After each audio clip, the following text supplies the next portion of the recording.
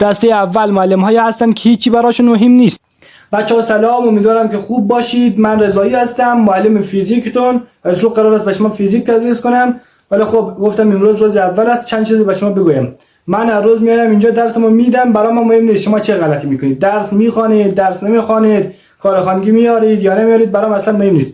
ولی فقط تو سال درسی زیاد سر صدا نکنید، اون دو نفر که میخوان درس بخونن مزاحمشون نشید. در مورد امتحانم بگویم، اگر به دنبال نمره کامیابی هستین که من همتون رو کامیاب میکنم، ولی خب اگر نمره زیاد میخواهید باید خودتون درس بخونید. از نظر من که اینها یک فرشته به تمام معناست، ولی خب بعضیا میگویند که اینها پولشان رو حلال نمیکنند. دسته دوم معلم‌هایی هستند که میخوان روز اول سیاستشان رو نشان دهند. من معلم ریاضیتون هستم. امسال قرار است با هم دیگر ریاضی کار کنیم و خیلی خوب ریاضی رو یاد میگیریم. دوستای عزیز، شاگردان عزیز، من فقط میخوایم یک چیز برای شما بگویم. میخوایم با شما صمیمی باشیم و مثل یک خانواده، مثل یک دوست با هم دیگر رفتار کنیم. شما هم لطفا نظم رو مراعات کنید، دستین فارام بشینید، درس خوب گوش کنید، مثل خانواده با هم باشیم. تو ما هنگامی که حرف میزنم تو بچه حق جای خود تکان خوردی؟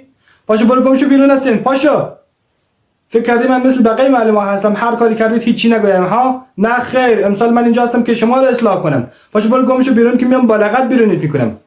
الان هر کس هم بیاری، هر واسطه هم بیاری، نمیذارم بیای بشینی تو صنف. در کل اینا هیچ پخ نیستن، ولی خب ما رو مظلوم گیر آوردن. دسته سوم معلم‌هایی هستند که برخلاف رشته تدریس میکنند. شاگردای عزیز سلام، من قرار است امسال به شما انگلیسی تدریس کنم. انگلیسی شما رو به من دادن، ولی خب شاید بدانید من در بقیه صنف‌ها دینی درس میدم، دینی تدریس میکنم. رشته‌ام هم دینی هست و هیچی از انگلیسی نمیفهمم. پس شما خودتون هر روز یک نفر بیاید درس انگلیسی رو تشریح دهید، دیگه من هیچی نمیفهمم. این بنده خداها بعض وقتا هم تلاش میکنن درس بدهن، ولی درس ندادنشان بهتر از درس دادنشان است.